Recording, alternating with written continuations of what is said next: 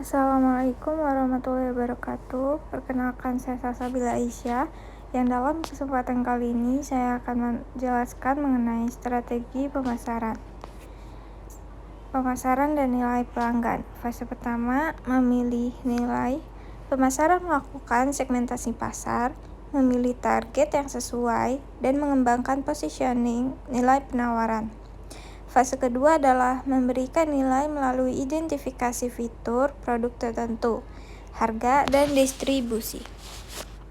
Fase ketiga adalah mengkomunikasikan nilai dengan memanfaatkan internet, periklanan, tenaga penjualan, dan alat komunikasi lainnya untuk mengumumkan dan mempromosikan produk.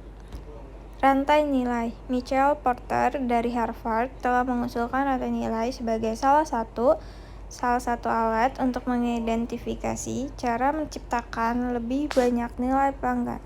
Kegiatan utamanya adalah logistik masuk atau membawa material ke dalam bisnis, operasi atau mengubah bahan menjadi produk akhir, logistik keluar atau pengiriman produk akhir, pemasaran yang meliputi penjualan dan pelayanan.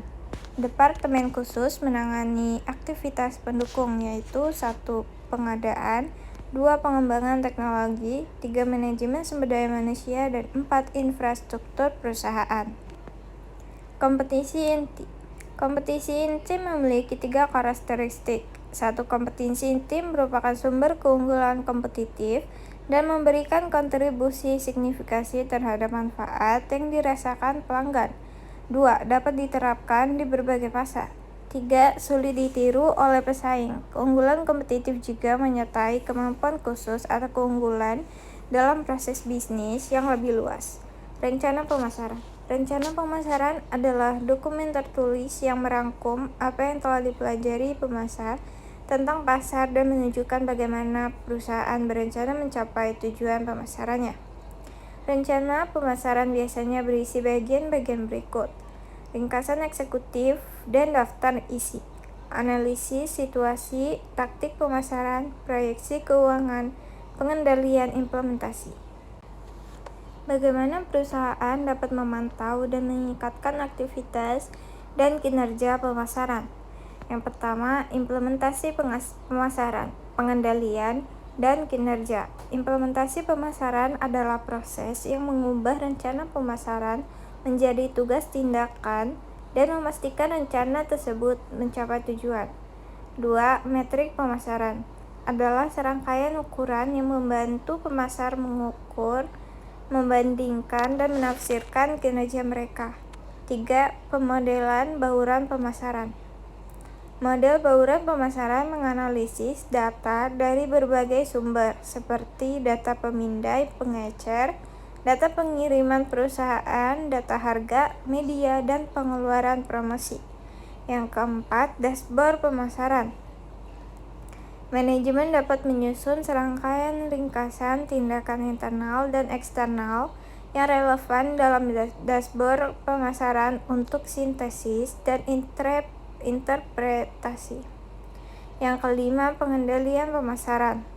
Pengendalian pemasaran adalah proses di mana perusahaan menilai dampak kegiatan pemasaran mereka dan membuat perubahan dan menyesuaikan yang diperlukan.